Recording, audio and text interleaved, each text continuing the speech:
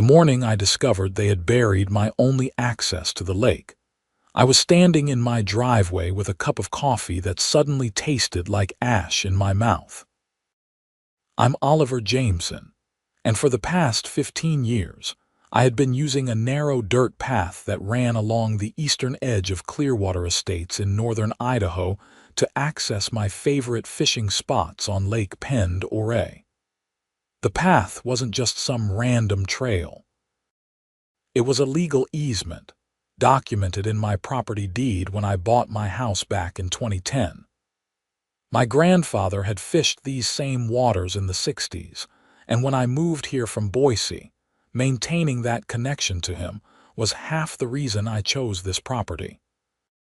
But there I stood, staring at a massive pile of dirt, rocks, and construction debris blocking the entire width of the path. Someone had brought in heavy equipment and deliberately created a barrier at least 8 feet high and probably 20 feet deep. My truck couldn't get through. Hell, I couldn't even walk through it without climbing gear. I set my coffee mug on the hood of my truck and walked closer to inspect the mess. Fresh tire tracks from a large vehicle were still visible in the soft earth. This had happened recently, probably within the last day or two. I had been in Spokane visiting my sister for the weekend, and when I left on Friday, the path had been clear. My phone buzzed in my pocket.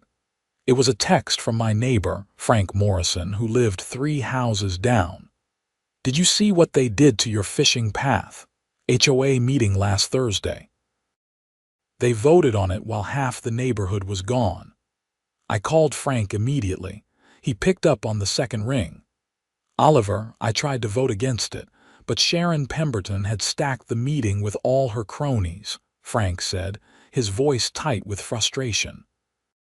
"She said the path was creating too much traffic and that they needed to protect the integrity of the community's aesthetics." "Frank, that's a legal easement. It's in my deed. They can't just bury it." I told them that. I stood up and said exactly that. Sharon said they had consulted with their attorney and that the HOA's authority superseded individual easements for the good of the community. I felt my jaw clench. Sharon Pemberton was the HOA president, a woman in her mid-50s who had moved to Clearwater Estates 3 years ago and had immediately made it her personal mission to control every aspect of neighborhood life. She had tried to fine me twice for parking my fishing boat in my driveway, claiming it violated community standards, even though my driveway was fully screened by trees and the boat was barely visible from the street. "That's not how property law works," I said. "Where did they get the dirt and equipment?" I heard Sharon's brother-in-law owns a landscaping company out of Sandpoint. Did it as a favor, probably cheap or free. I thanked Frank and hung up, my mind already racing through my options. First, I needed to see the actual HOA meeting minutes and the supposed legal opinion they had relied on. Second, I needed to talk to my own attorney. Third, I needed to figure out how to get to the lake this afternoon because I had already taken the day off work, and I'd be damned if Sharon Pemberton was going to ruin my fishing plans. I drove to the HOA office, which was located in a small building near the community's main entrance. The office was only open from 9 to noon on Mondays and Wednesdays, and it was currently 8:47 a.m. I parked and waited, watching the minutes tick by on my dashboard clock. At 9:02, a silver Mercedes pulled into the parking spot marked HOA President. Sharon Pemberton stepped out, wearing pressed khaki pants and a white polo shirt with the Clearwater Estates logo embroidered on the chest. Her blonde hair was cut in that particular style that seemed to be standard issue for HOA presidents across America, short and aggressively professional. I got out of my truck and walked toward the office entrance. Sharon saw me coming, and her expression shifted into what I can only describe as practiced pleasantness, the kind of smile that never reaches the eyes. "Oliver, good morning," she said, her voice dripping with false warmth. "What brings you by? You buried my access path to the lake." "Oh, that. Yes, the HOA voted to address several community concerns regarding unauthorized traffic patterns and environmental degradation along the eastern boundary. Sharon, that path is a legal easement. It's in my property deed." She unlocked the office door and walked inside, leaving it open for me to follow. The office was small, with a desk, a filing cabinet, and a wall covered in community notices and regulations. Sharon set her purse down and turned to face me.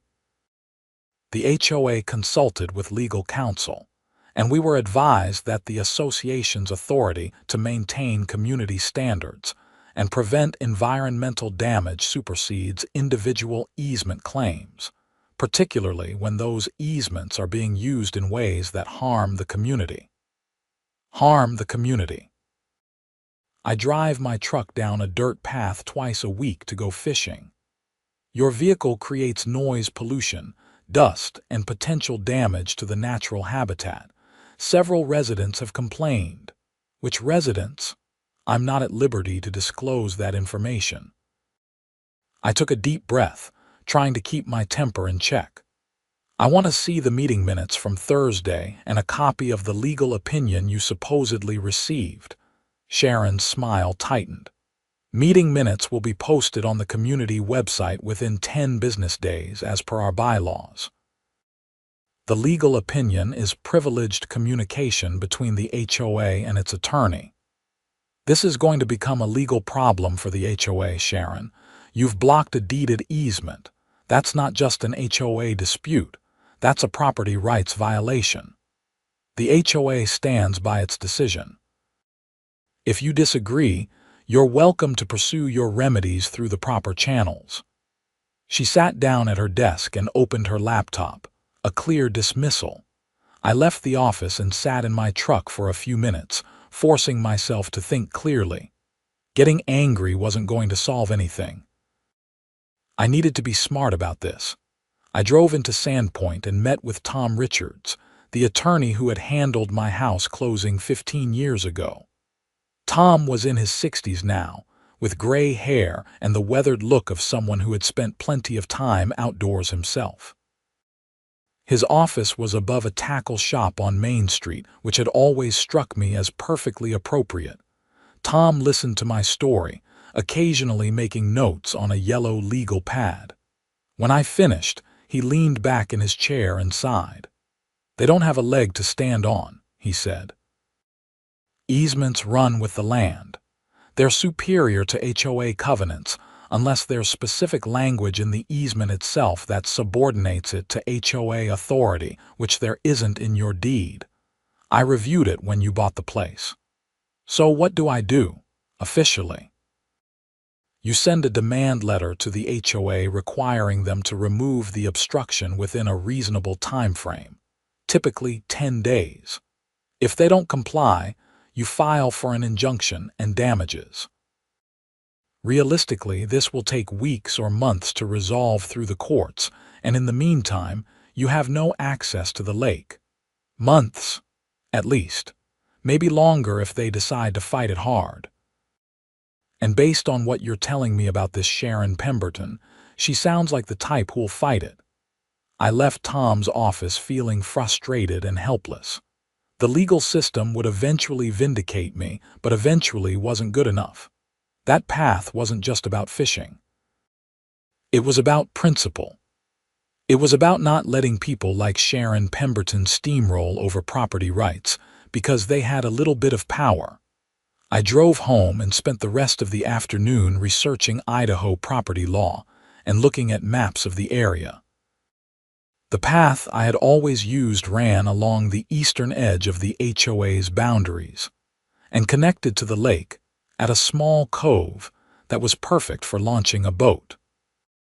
The HOA had recently completed construction on a fancy marina on the opposite side of the lake access point, complete with concrete ramps, covered boat slips, and a clubhouse. Only HOA members in good standing were allowed to use it, and there was a waiting list for the slips. That evening, Frank came by with a six-pack of beer and we sat on my back deck, watching the sun set over the trees. "Tom Richards says I'll win if I take it to court," I said, "but it'll take months." Frank shook his head. "Sharon's doing this to force you to use the Marina. She's been pushing everyone to use it because the HOA spent a fortune building it and they need to justify the cost. I don't want to use the Marina, I want to use my access path." "I know. And she knows that. This is about control for her. She wants everyone in line." We drank our beers in silence for a while. The frustration was building inside me like pressure in a boiler. I'm not usually an impulsive person. I think things through. I consider consequences. But sitting there on my deck, thinking about Sharon Pemberton's smug face and her dismissive attitude, something hardened inside me. "You know what the path runs past on the HOA side?" I said. Frank looked at me. "The drainage easement for the Marina." "Why?" "Just thinking." The next morning, I called in sick to work. I own a sporting goods store in Sandpoint, and my assistant manager was more than capable of handling things for a day. Then I made some phone calls. The first call was to Jake Henderson, a guy I knew who ran a small excavation business. Jake and I had gone to high school together, and he owed me a favor from when I had helped him out with some equipment financing a few years back. "Jake, I need to rent a backhoe for the day. Small one, something I can operate myself. You know how to run a backhoe?" I worked construction summers during college. I'm rusty, but I remember the basics. "What are you digging?" "Clearing some debris on my property." There was a pause. Jake was no fool. "This wouldn't have anything to do with that mess with your HOA, would it?" "Maybe." "Oliver, don't do anything stupid." "I'm not planning to. I just need to clear some debris that's blocking my legal easement. Nothing illegal about that." Another pause. "All right. I've got a small excavator, a Bobcat E42. It's compact, easy to transport on a trailer. You can use it for $200 for the day, but if you break it, you're buying it." "Deal." I picked up the excavator that afternoon. It was smaller than the machines I had used in college, but after a few practice scoops in Jake's yard, the controls came back to me. I loaded it onto Jake's trailer and hitched it to my truck.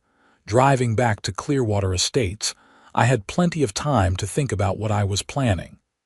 Tom Richards had said I needed to send a demand letter and wait for a response. That was the legal, proper way to handle this. But the demand letter would take days to draft and send.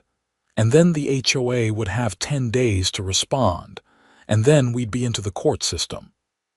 Meanwhile, fishing season was happening right now, and every day that passed was a day I couldn't access water that I had a legal right to access.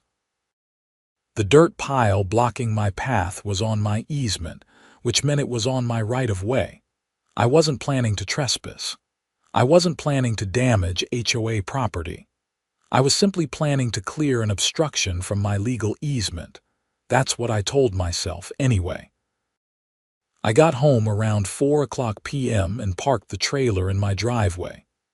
My house was at the end of a cul-de-sac, and my property backed up to the tree line where the access path began. The dirt pile was visible from my backyard, a massive mound of earth and rubble that looked even more offensive now that I was planning to do something about it. I decided to wait until early morning. Fewer people around, less chance of interference. I spent the evening going over the maps again and making sure I understood exactly where the easement boundaries were. The last thing I needed was to accidentally dig on HOA property and give Sharon ammunition for some kind of lawsuit. I barely slept that night. Part of me was excited. Part of me was terrified that I was making a huge mistake, but the anger and frustration kept pushing me forward. I wasn't doing anything wrong. The path was mine to use. The easement was legal. I was just removing an illegal obstruction. At 5:30 a.m., the sky was just starting to lighten. I got dressed, ate a quick breakfast, and went outside to unload the excavator. The process was nerve-wracking with just me operating both the truck and the equipment, but I managed to get the Bobcat onto the ground without incident. I fired up the engine, and the diesel rumble seemed impossibly loud in the quiet morning. I half expected lights to start coming on in nearby houses, but the neighborhood remained dark and silent. I drove the excavator along my property line to where the dirt pile began. Up close, it was even more substantial than I had realized. This wasn't just a casual dumping of some excess dirt. This had been a deliberate effort to create an impassable barrier. The pile consisted of clay-heavy soil mixed with rocks, broken concrete chunks, and even some old tree stumps. Sharon's brother-in-law had really done a thorough job. I positioned the excavator and extended the arm, sinking the bucket into the top of the pile.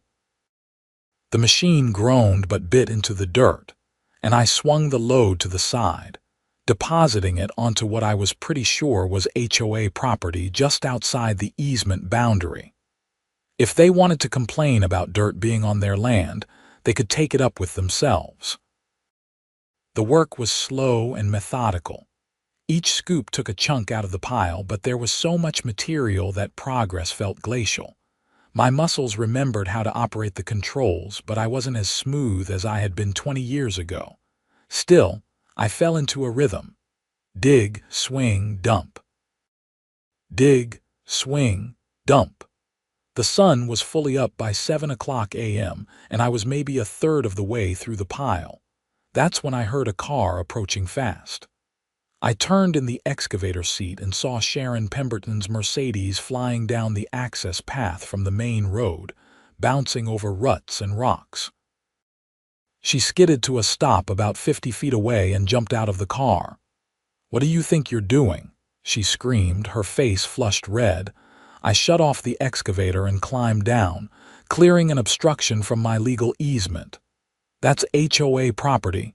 You're trespassing." "No, Sharon. This is my easement. Check your maps. The pile you dumped here is on my right-of-way. You don't have permission to use heavy equipment here.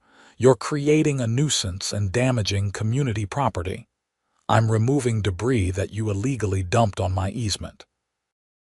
If you have a problem with that, call the sheriff." She stared at me, her mouth opening and closing like a fish. Then she pulled out her phone and, true to form, actually did call the sheriff. I waited, leaning against the excavator while Sharon paced back and forth, talking rapidly into her phone. About 20 minutes later, a Bonner County Sheriff's deputy arrived in a patrol car. He was a young guy, maybe late 20s, with a nameplate that read Deputy Martinez. "Someone want to tell me what's going on?" he asked, looking between me and Sharon. Sharon immediately launched into a tirade about how I was trespassing, destroying property, and operating dangerous equipment without permits. Deputy Martinez listened patiently, then turned to me. I explained about the easement, showed him a copy of my deed on my phone, and pointed out the boundaries.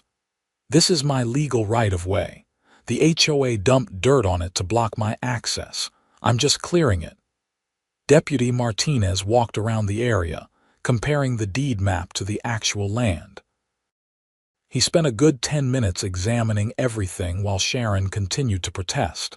Finally, he came back to where we were standing. "Madam, if his deed shows an easement here, he's got a right to clear obstructions. That's a civil property matter, not a criminal one.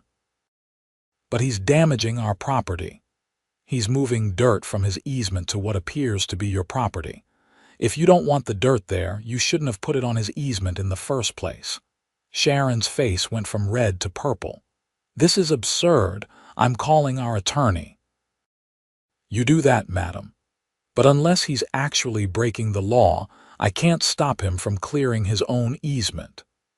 Deputy Martinez gave me a look that might have contained the slightest hint of amusement, then got back in his patrol car and left. Sharon stood there for another minute, shaking with rage, then got in her Mercedes and roared off. I climbed back onto the excavator and got back to work. By noon, I had cleared a path wide enough for my truck to get through. The pile wasn't completely gone, but I had moved enough material to create a passable route. My shoulders ached and I was covered in dust, but the satisfaction of seeing open path in front of me was worth every minute of discomfort. I loaded the excavator back onto the trailer and returned it to Jake. "How'd it go?" he asked. "HOA president called the sheriff on me. Deputy told her it was a civil matter and left." Jake laughed. "I bet Sharon loved that, about as much as you'd expect." I went home, showered, hooked my boat up to my truck, and drove down the newly cleared path to the lake. It felt like the sweetest victory I'd ever experienced. The late afternoon sun sparkled on the water as I launched my boat, and for a few hours, I forgot about Sharon Pemberton and the HOA and all of it. I just fished, like my grandfather had done, like I had been doing for 15 years, like I had every legal right to do. I caught 3 nice rainbow trout and was back at my truck by sunset, feeling better than I had in days. That feeling lasted until the next morning when I found an official notice taped to my front door. It was from the HOA, informing me that I had violated multiple community covenants, including operating heavy equipment without permission, creating a nuisance, and damaging community property. I was being fined $5,000, and the fine would increase by $1,000 per day until I paid and restored the community property to its original condition. I called Tom Richards immediately. "They can't do this," Tom said after I read him the notice.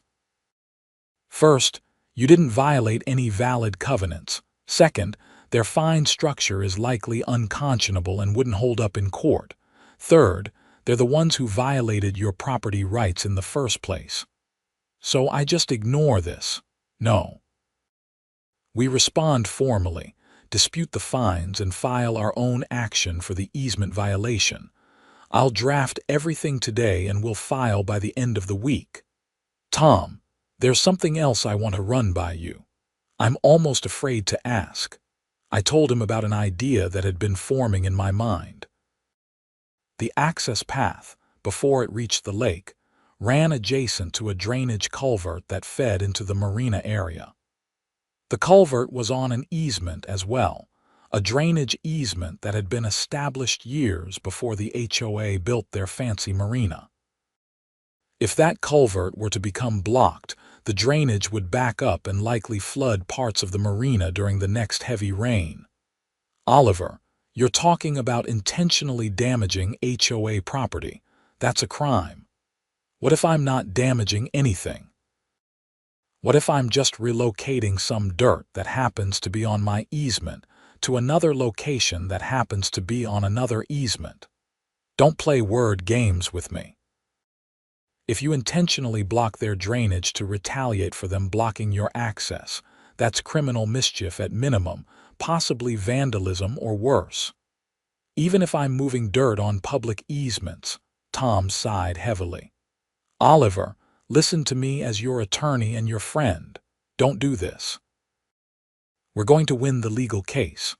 We're going to get your access restored and probably damages on top of it. But if you escalate this into some kind of property war, you're going to end up facing criminal charges and you'll lose any moral high ground you have." I told Tom I understood and hung up. He was right, of course. The smart thing to do was let the legal system work and stay on the right side of the law, but I kept thinking about Sharon's face when she had dismissed me in her office. The casual arrogance. The certainty that she could do whatever she wanted because she had the HOA backing her up. That evening, Frank stopped by again. "I heard you cleared your path. Sharon's having an absolute meltdown." "Good. She's planning to bring it up at the next HOA meeting. She wants to amend the covenants to explicitly prohibit the use of that path. She can't retroactively eliminate a deeded easement. She's going to try. I think her plan is to make things so difficult legally that you'll just give up. We talked for a while about options and strategies. Frank mentioned that several other residents were getting fed up with Sharon's increasingly dictatorial approach to running the HOA. There had been fines for minor violations like garbage cans visible from the street, complaints about the color of people's outdoor furniture, and attempts to regulate what kind of plants people could have in their yards. She's making enemies, Frank said. But she's also packed the board with her supporters, so it's hard to vote her out. After Frank left, I sat on my deck and watched the stars come out. I thought about my grandfather, who had been a man of principle but also pragmatism. He had taught me to stand up for what was right, but also to pick my battles carefully. The problem was, I wasn't sure I was capable of being careful about this anymore. The next day was Saturday, and I went fishing again. The path was still clear, though I noticed that someone had put up an orange construction fence across it with a sign that read "Private Property, No Trespassing." I removed the fence and kept driving. The fishing was excellent. I stayed out until mid-afternoon, caught my limit, and headed back. As I was loading my boat, I saw Sharon standing near my truck with another woman I didn't recognize, and a man in a suit carrying a camera. "Oliver Jameson?" the man asked. "That's me. I'm serving you with a temporary restraining order on behalf of the Clearwater Estates Homeowners Association. You're prohibited from using this access path pending a court hearing on the easement dispute." He handed me a sheaf of papers and started taking photographs of my truck, boat, and the path. I looked at Sharon, who had a satisfied smile on her face. "You can't enforce this," I said. "The court can," she replied. "If you violate the restraining order, you'll be held in contempt. That means jail time." I read through the papers quickly. They had filed for an emergency order claiming that my use of the path was causing irreparable harm to the community, and that an immediate restriction was necessary pending a full hearing. The other woman with Sharon spoke up. "I'm Linda Patterson, HOA Vice President.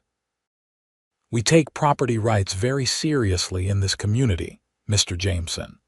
If you had just followed proper procedures instead of taking the law into your own hands, none of this would have been necessary." I wanted to point out the hypocrisy of that statement, but I knew it wouldn't matter. I took the papers, loaded my boat, and drove home using the path one more time. If it was going to be my last time for a while, I was going to make it count. Tom Richards called me that evening after I emailed him the restraining order. "They filed ex parte, without notice to you." That's legal in emergency situations, but this isn't a real emergency. We've got a hearing scheduled for next Friday. I'll argue to dissolve the order and we'll present our case for the easement. And in the meantime, I can't use the path. Not without risking contempt charges. I'm sorry, Oliver. They outmaneuvered us on this one. I spent the next week preparing for the hearing and getting more frustrated by the day. The injustice of it burned in my gut. I had a legal easement. I had done nothing wrong. And yet, I was the one being restricted and punished while Sharon and the HOA faced no consequences for their actions. The hearing was held at the Bonner County Courthouse in Sandpoint. Tom and I sat at one table, and Sharon was at another table with a slick-looking attorney named Gregory Foster, who apparently specialized in HOA law. The judge was a woman in her 50s named Judge Patricia Hendricks. She had a reputation for being fair but no nonsense.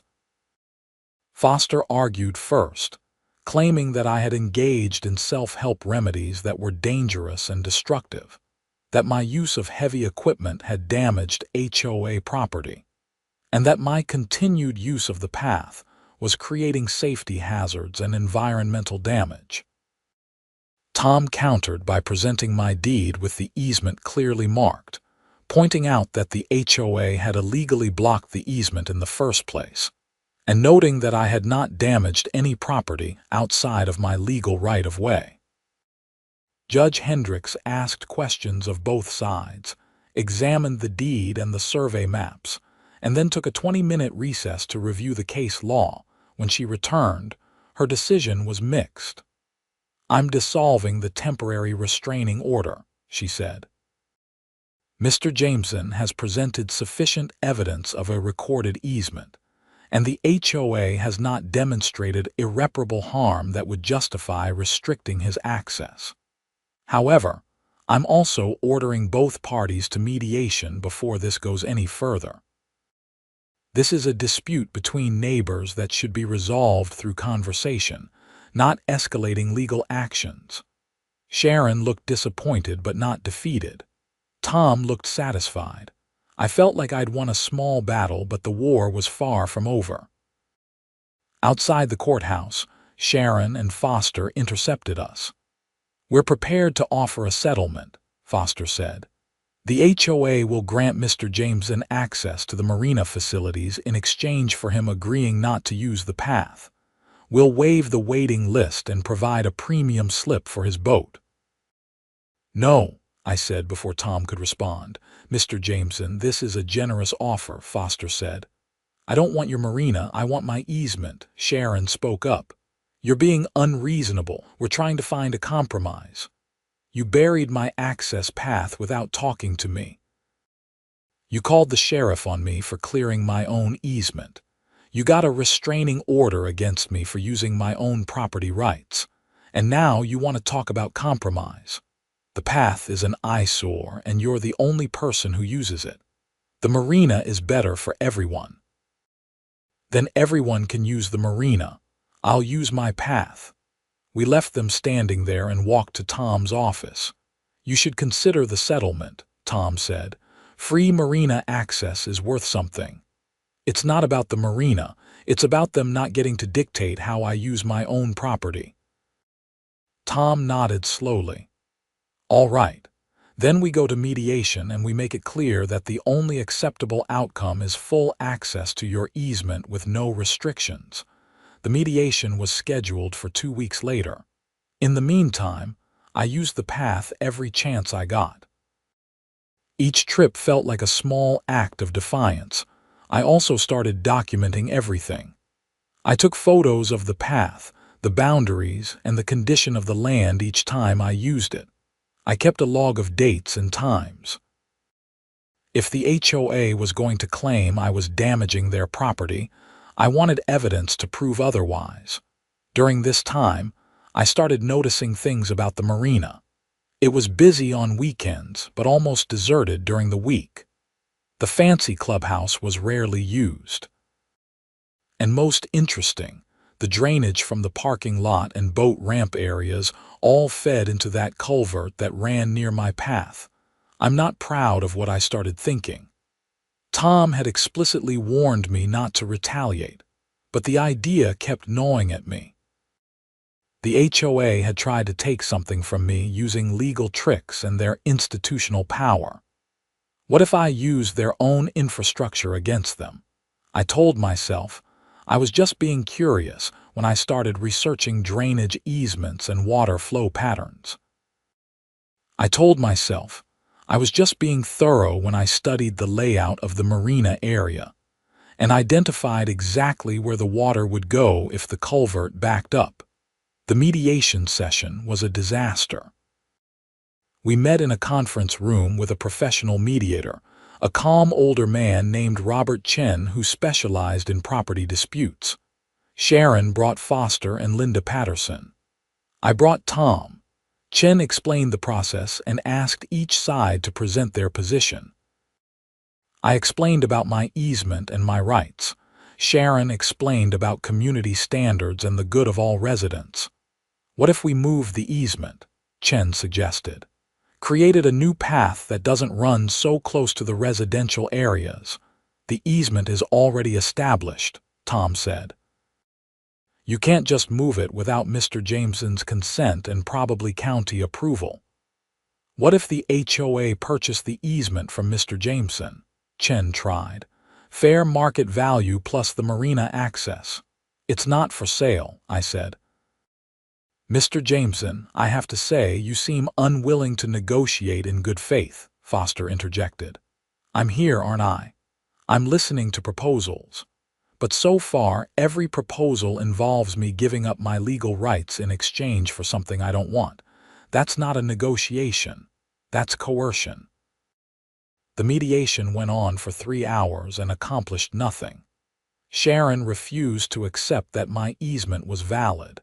I refused to accept any solution that involved giving up the easement. We were at an impasse. As we were leaving, Sharon pulled me aside while the others were still gathering their papers. "Why are you being so stubborn about this?" she asked, and for a moment, she actually sounded genuinely curious rather than confrontational. "Because it's mine," I said. "Because my grandfather fished those waters and I fish those waters, and when I bought this property, that access was part of what I was buying. You don't get to take that away just because you think the marina looks nicer. It's not just about looks. It's about property values and community cohesion, and it's about control," I interrupted. "You want everyone to do things your way. You want the whole neighborhood to look and act exactly how you think it should, but that's not how property rights work." She stared at me for a moment, and I saw something shift in her expression. It wasn't understanding or agreement. It was determination. "We'll see what the court says," she said, and walked away. The full court case was scheduled for 6 weeks out. Tom was confident we'd win, but he was also realistic about the costs and time involved. "Even if we win, and we probably will, the HOA might appeal," he said. "This could drag out for a year or more." That night I made a decision.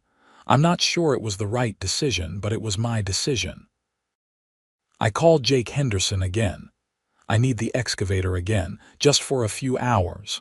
"Oliver, what are you planning?" "Just moving some dirt around on public easements." "Why do I feel like I'm going to regret this?" "You won't. I promise this won't come back on you." Jake was silent for a long moment.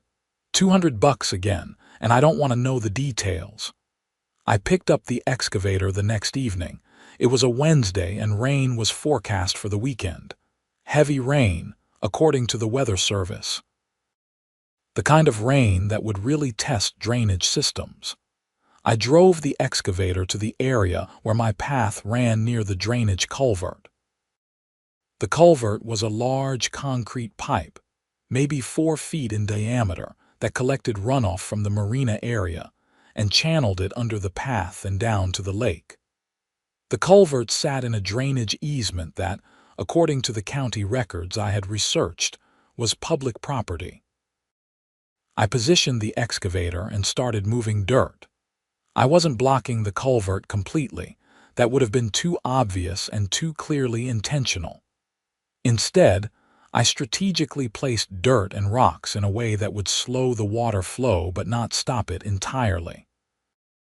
To a casual observer, it might look like natural erosion or settling. The work took about 2 hours.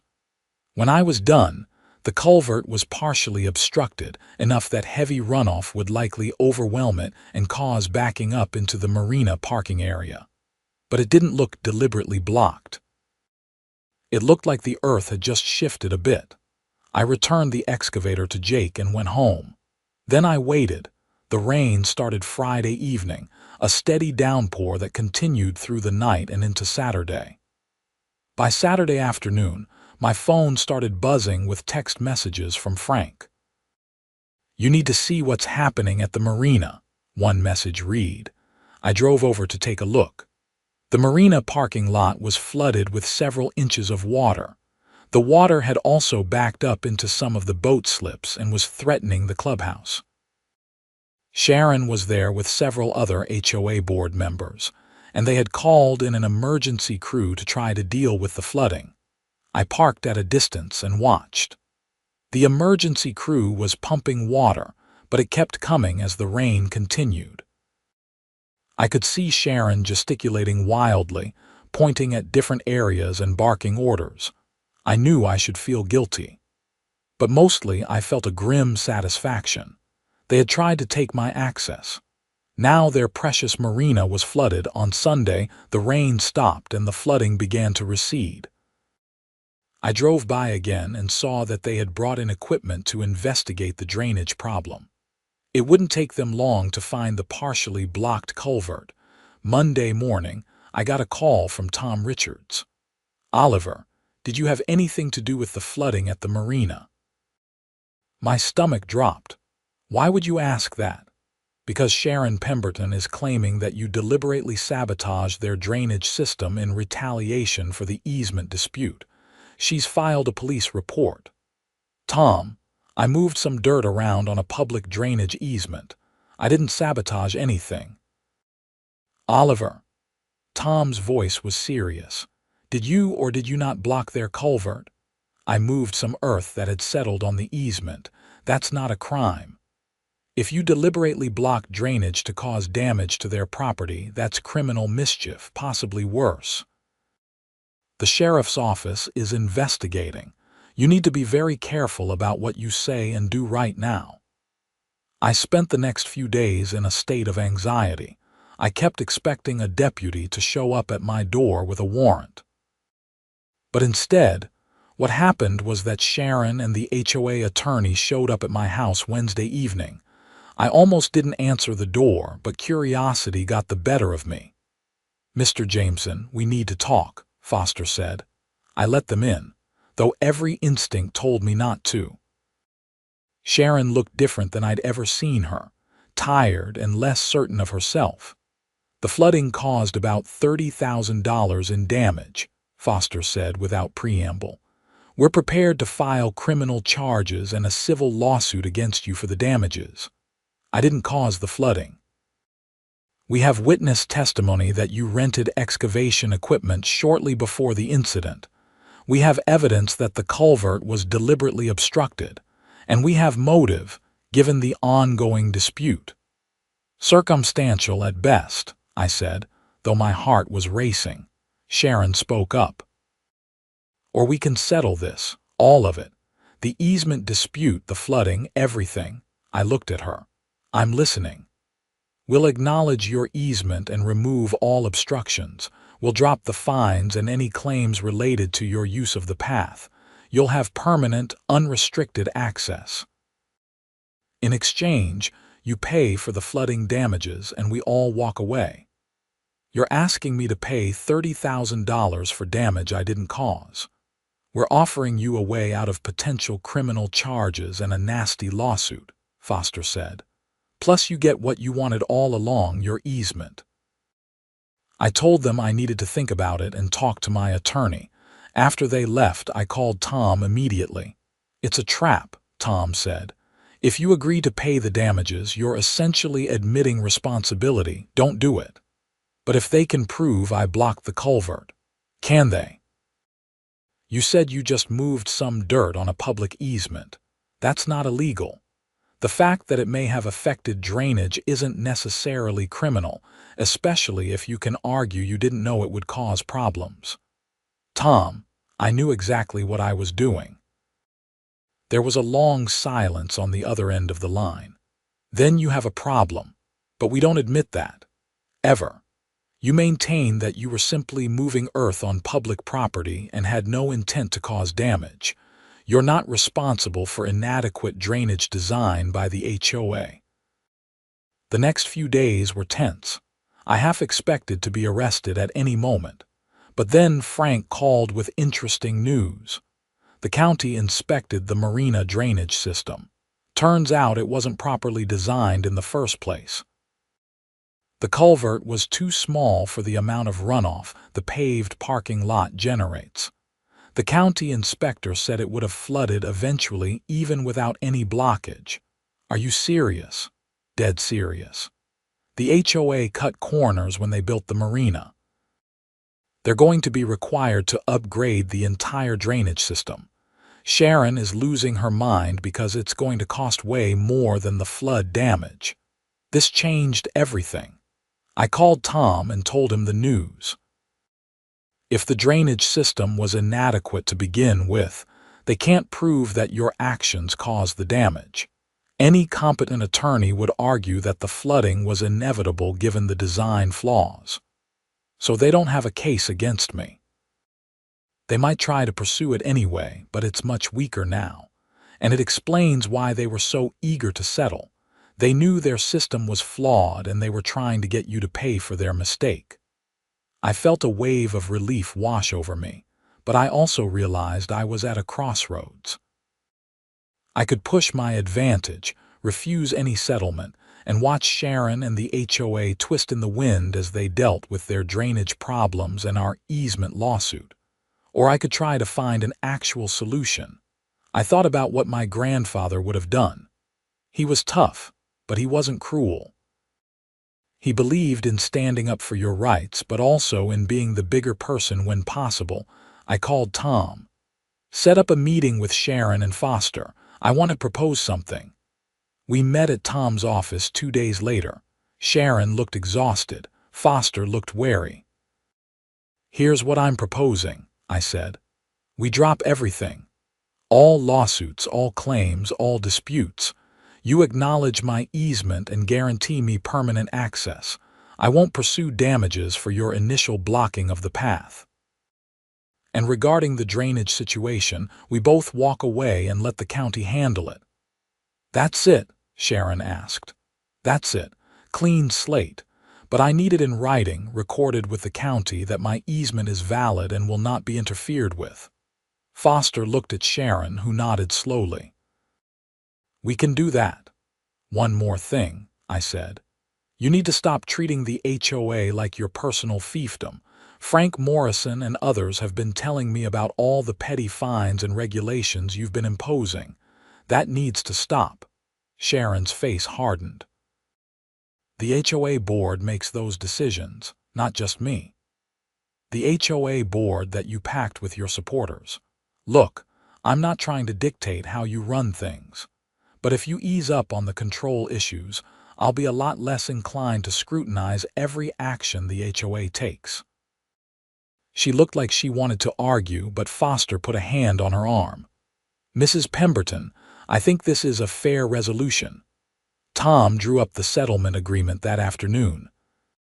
It specified that my easement was valid and permanent, that the HOA would not obstruct or interfere with my use of it, and that all disputes and claims between both parties were mutually released. We all signed it, and Tom filed it with the county recorder's office. I thought that was the end of it. I was wrong. 2 weeks later, Deputy Martinez showed up at my door with another man in plain clothes. Mr. Jameson, this is Detective Burke from the Bonner County Sheriff's Office. He has some questions for you about the Marina flooding incident. My heart sank. I thought that was settled. The civil dispute might be settled, but the criminal investigation is ongoing, Burke said. He was a heavy-set man in his 40s with the tired eyes of someone who'd seen too much. Can we come in? I let them in and we sat in my living room. Burke pulled out a notebook. Mr. Jameson, we have several witnesses who saw you operating excavation equipment near the drainage culvert shortly before the flooding incident. We also have evidence that the culvert was deliberately obstructed. I need to ask you directly. Did you block that culvert? I thought about lying. I thought about refusing to answer. But I also thought about the fact that the county inspector had determined the drainage system was inadequate. And I thought about the fact that I had actually been on a public easement when I moved the dirt. I moved some earth on the drainage easement because it had built up and was interfering with my access path. I wasn't aware it would affect the culvert. But you did move dirt in the area of the culvert. I moved dirt on a public easement. Whether that dirt was near the culvert or not, I was on public property. And you didn't intend to cause flooding at the marina. No, I was just maintaining access to my path. Burke wrote something in his notebook. Did you know that the dirt you moved would obstruct drainage? I'm not a civil engineer. I don't know how drainage systems work. That was a stretch of the truth, but it wasn't technically a lie. Burke looked at me skeptically. Mr. Jameson, I've been doing this job for 20 years. I know when someone is giving me carefully worded non-answers. But here's the thing. I also talked to the county inspector. He said that drainage system was a disaster waiting to happen. The HOA built it on the cheap, and it was going to fail sooner or later. So while I think you probably did mess with that culvert, I also think they don't have clean hands in this situation. So what happens now? I'm going to finish my investigation and submit a report to the prosecutor's office. They'll decide whether to bring charges. But between you and me, I'd say it's 50-50.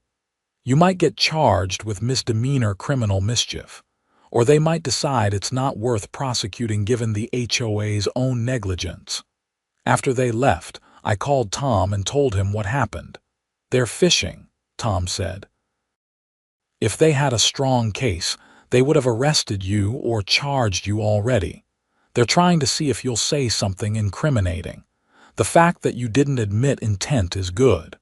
But I did admit to moving the dirt on public property for the purpose of maintaining your access. That's not a crime, and you can argue you had no way of knowing it would affect the drainage. The burden is on them to prove criminal intent. I spent the next month in limbo, waiting to see if charges would be filed.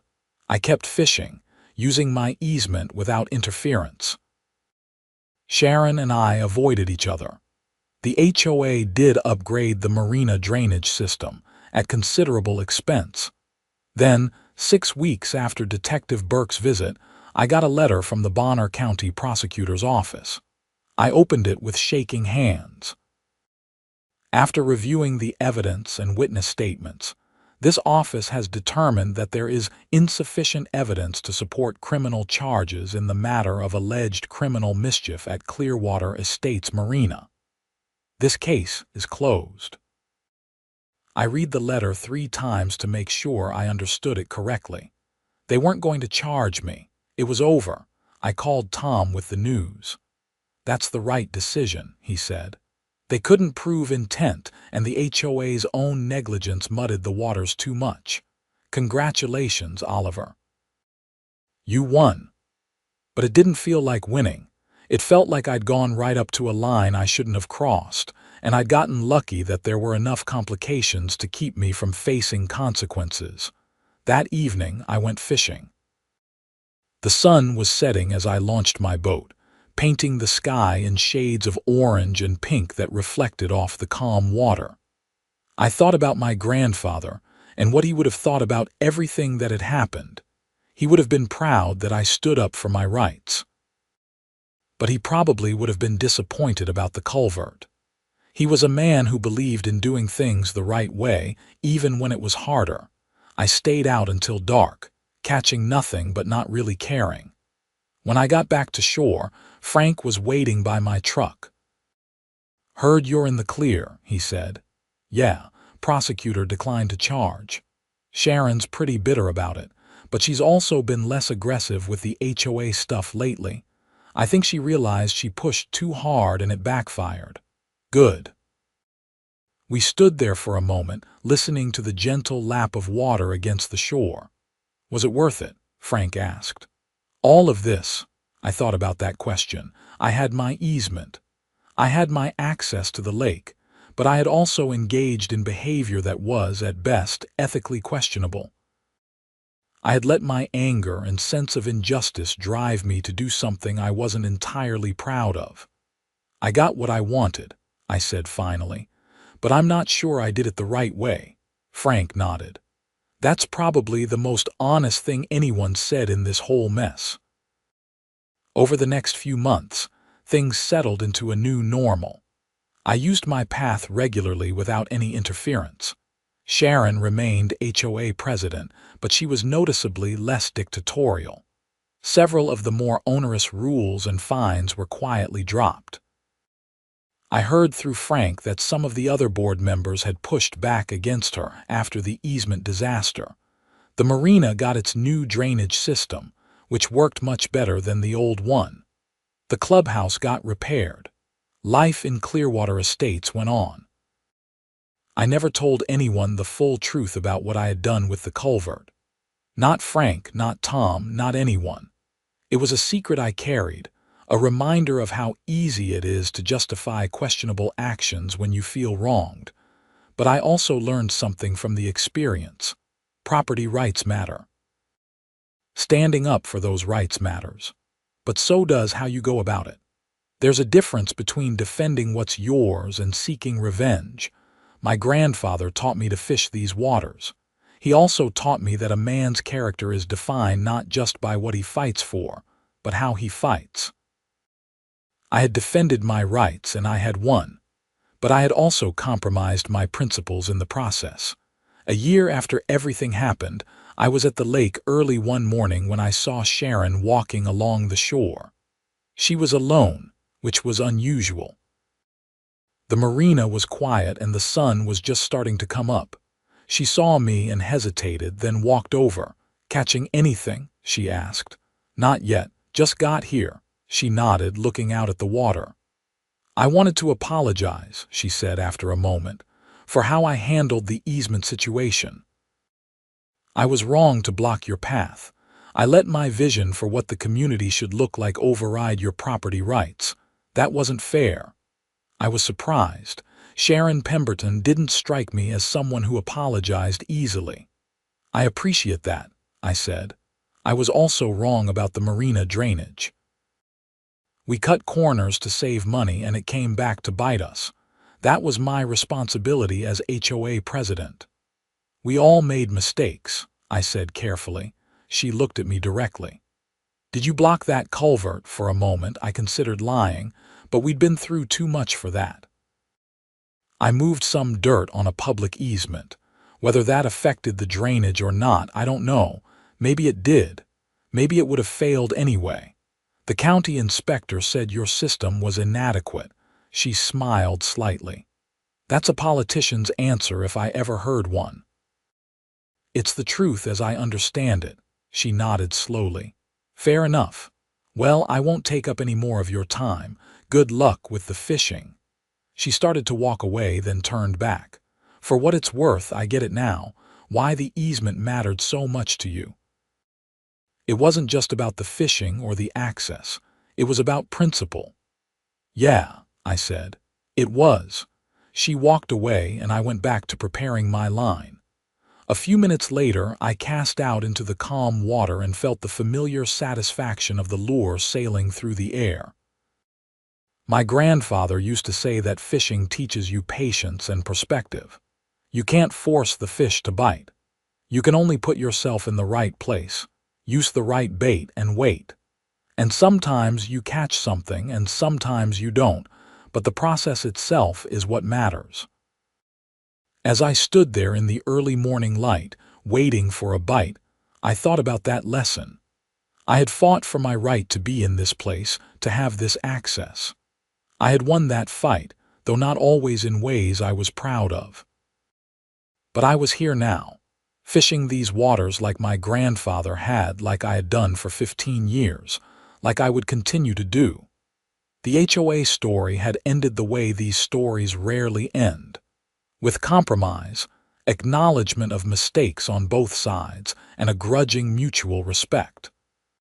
Sharon was still HOA president, but she had learned that there were limits to her authority. I still had my easement, but I had learned that defending your rights doesn't justify any action. A few months later, I heard that Sharon had decided not to run for HOA president again when her term expired. Linda Patterson took over, and from what Frank told me, the HOA became significantly less aggressive about enforcement and more focused on actual community improvement projects rather than petty rule violations. The marina continued to operate, and some of the residents did appreciate having that option. I continued to use my path, and nobody bothered me about it. Occasionally, I'd see other residents at the marina when I launched my boat, and we'd exchange friendly nods. The animosity had faded, replaced by a kind of peaceful coexistence. I kept the Bobcat excavator rental receipts in a file folder in my office, along with all the other documents from the dispute. The easement deed, the court filings, the settlement agreement. Sometimes I'd look through them and remember how angry and frustrated I had been. It seemed distant now, like something that had happened to a different person, but the lesson stayed with me. I learned that HOAs can be instruments of petty tyranny when the wrong people are in charge.